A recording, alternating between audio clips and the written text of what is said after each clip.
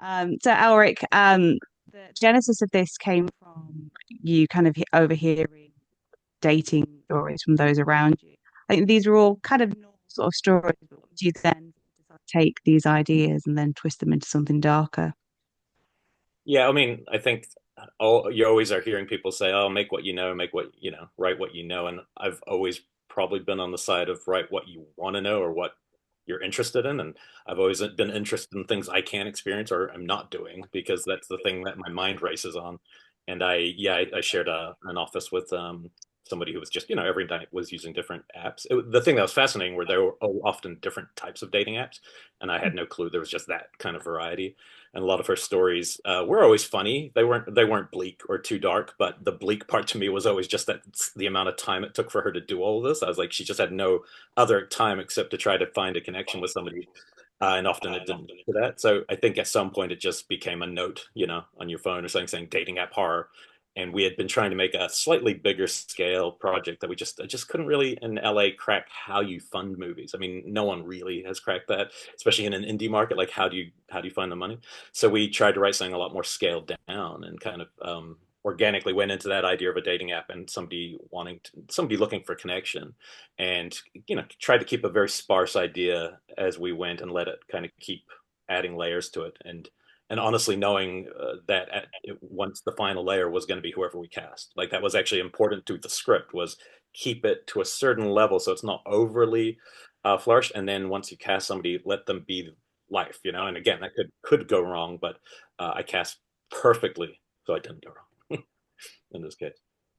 And Blue, what was it about Alex that you related to and made you want to bring her to life? I think I related to like maybe the moment in life that she was in, just feeling a bit lost and stuck, unsure of like not even really thinking towards the future because she's just like so in the present, but like not in like a, how they tell you like, be in the present in like a very depressed way. And just like her feeling very like quietly desperate to find someone else to give her meaning. And I think like all those things I related to a lot. I think like I've definitely had once been on dating apps and things like that. And it is like there's something, I mean, there's nothing wrong with it, really. There isn't, I get it. But there's also something that just always feels kind of dehumanizing about it. And just like kind of reckoning with that, I really liked about her. And Ben, the great physicality to Kyle. How do you think that your background in stunts kind of helped you access the character? Um, yeah, it's a good question. I guess I approach everything through physicality anyway. That's kind of naturally, when you have a hammer, everything's a nail. So I just go like the physical approach to everything. And um, yeah, I don't know. I don't know how I could explain that really, other than like I just kind of feel it and move with it, and like yeah, I mean, I can kind of explain because I do think that's a hard. I think that's an apt point, but it's hard to explain, which is yeah, it was in the casting of him, and I think that's so much of the work of the person is just being cast. Like just like I said to people, like the better you cast, the less you have to direct. So if you cast right, these people you don't need to. They're going to self guide themselves. They know the character better than the director will. But like what's interesting about Ben's audition is he was cast. Like people are obviously going to speculate, oh, because of his physicality, because of his stunt background, he was cat. I didn't know who he was. I was sent a tape, and it was him just reading this very kind of sad, without spoiling it, but kind of sad monologue. And it was very introspective. And I think once I added this quality of, there's a kind of a sensitive quality to him that when you then add the physicality, that's what's surprising. That's what I thought was exceptionally unique. Like I think I could have been looking for people for a very long time for that role and found somebody who ticked one box of those two things. But to have somebody who had a physical, almost like how I view, like when I was a little kid, I saw Frankenstein for the first time, and when he's with the little girl, he's big and he's clumsy. Ben's not clumsy, but big and too big for what he is. But he's also sensitive, and you feel for him in that moment. And that's just a really a tribute to the casting director who sent the tape. that day. It was like it just felt something special in that moment. And then you take a risk. A lot of this is risk. The actors are taking a risk on working with someone they don't know, and me, and working on a low budget, and it takes a long time to pay that. I mean, we haven't been on a call for two plus years of me being in post and stuff, so forth. So, but I think that you're definitely right to ask about the physical side, because it added so much to the character. And the first time that we really hear Alex speak is during that first date with Kyle. What is it about him that makes her open up? No. I mean, what is it about anyone that makes you open up, I guess, though? I mean, really, I think it's just like the right mix of a lot of things. Like, I like that it's kind of like, she says that there's like this picture that she saw that made her like really kind of interested. And then just like, I really feel like it's like a happy accident. Like she just happened to like let herself open up with him. And maybe, and like you see how easy it was actually for her to do that with like her, like there's like a guy and there's another guy. I mean, I don't know what I'm supposed to say. And she's like, it's like really, I mean, not that you can force yourself to just like anyone just because like they're nice and open with you, even if you like to, but it's just kind of like it just happens, and I think that's like also why when she's like kind of struck by that, like I just like him, she's like refusing to let it go too, because I think she's been struck by the spontaneity of like feeling in like a long time. So like this kind of like she's putting a lot of pressure on like spontaneously liking and opening up to someone when like really it's like you will find someone else to do that with. You don't have to, not the date a ghost, And he's probably a good listener. I mean, I Mhm. think that's the difference. Yeah, he's Like, a very good listener. And could she's be the not very nightmare, right? talkative. And I think like he opens her up. And like I wonder like if he had been like a really nice guy um I wonder if like by like in a different movie, by the end of it, she probably would have turned into like a completely different person. Like I feel like there's like another character in there that's like was slowly going to creep out had the movie been like a different, genre or something. And then like it just recedes, it totally goes back in. And it was something that I really enjoy is how it kind of subverts and perverts, the kind of the Richard Linklater formula.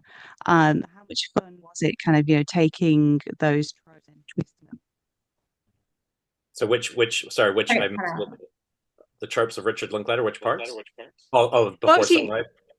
yeah, so you've got all of the, the first day, and you kind of think you've got the film pegged, and then obviously it goes somewhere different. So how much was it kind of setting level just to then, knock it down again? Yeah, I mean, in the writing, that was very beat to beat. Like a lot of this was written over phone calls in the car.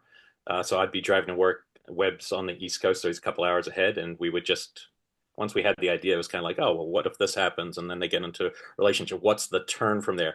And I think what we found ourselves really attracted to was very high concept filmmaking, then done not at all high concept. So this is an idea that if you sold it to Blumhouse, you know what that movie looks like, and it isn't this movie. It's a very different movie. It's all focused on the apps, and it's focused on the budding, and it's focusing on the creepy jump scare of that concept. And so it's like, how do you do it stripped down so as you'll start to believe that these people are actually getting into a relationship against impossible, it should be impossible. We should all be stopping the movie going, that's what are they even talking about? But we don't, because of the work we're trying to create and ground the emotion instead of the concept, which is to me, something I've always been drawn to, that kind of approach. And that's why I often don't, ironically, I don't really like internet horror movies for the most part. I've seen all of them, all the phones and all the apps, and they're like kind of fun, but they're also usually pretty dumb in terms of outside of saying like Pulse or something that's, going for a big swing. And so, that was definitely the idea, was to keep, I mean, even now we're trying to, there's certain things we have somehow somewhat protected, even with the trailer out there of the story, but it's not for much longer. The movie's about to be birthed. So I just have decided I won't be the person to spoil it. I can't control the rest. I can only control my own self. And obviously, a lot of the film is about this relationship between Kyle and Alex. Blu and Ben, how did you, work together to create that environment where you can get so sort of intimate and raw with one another, not just in terms of the physicality, but also the emotions? I don't know, we just like hung out. Just laying in bed on set. I mean, like because the natural progression of things is that we meet in this like somewhat awkward Mhm. way on a dating app, and then we very quickly have to get close to each other, and we mostly shot sequentially that thing, so it was a pretty honest unfolding of the relationship, you know. Um, yeah, I think that yeah, There's it a just kind of happened, you know, like Yeah.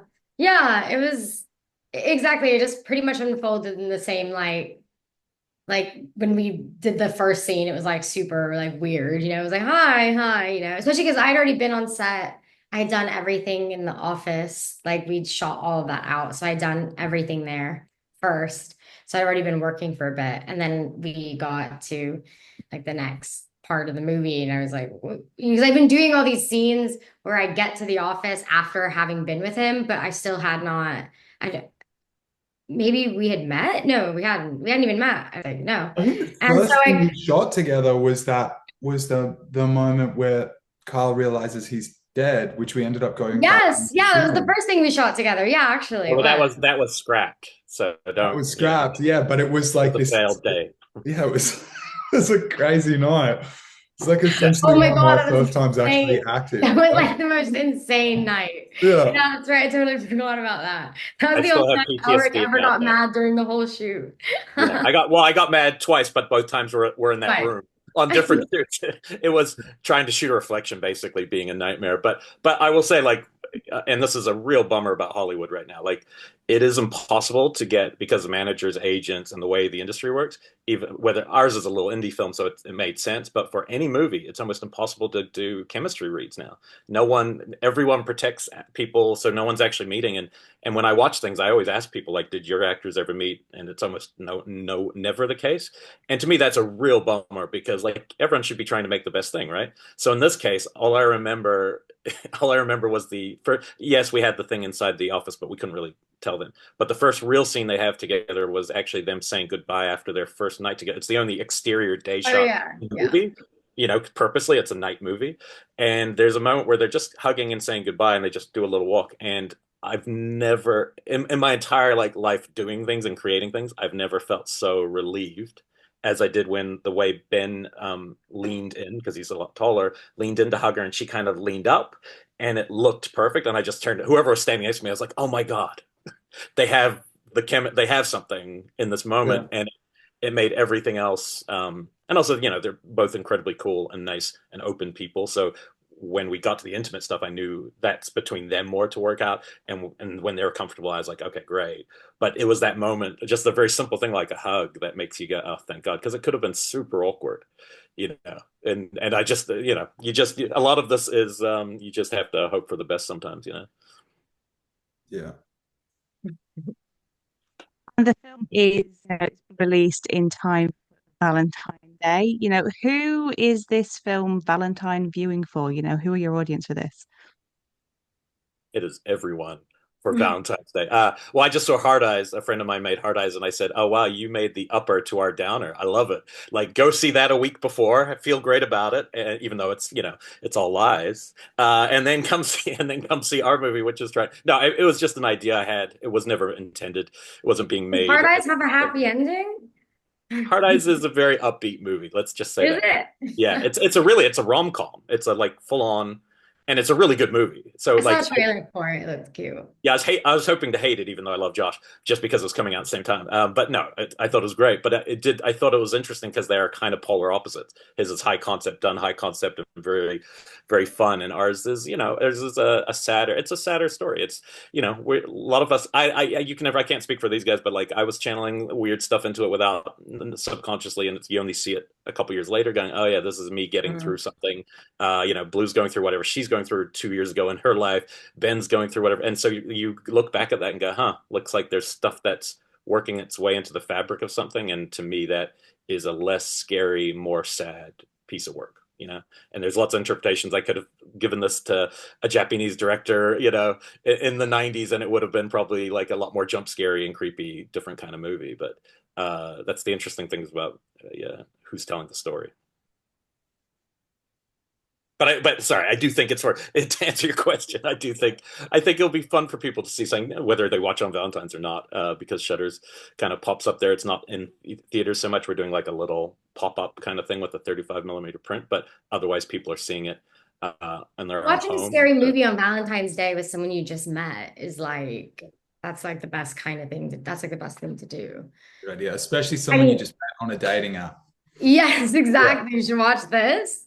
And I find watching scary movies with like someone you're dating to be like the most comforting thing to do. It's like that's my yeah. So this will be perfect for Valentine's Day couples and single people dating app. Yeah, I agree about that. A thing for couples, and also for for those alone to go, this is why I'm single. Well, thank you all so much.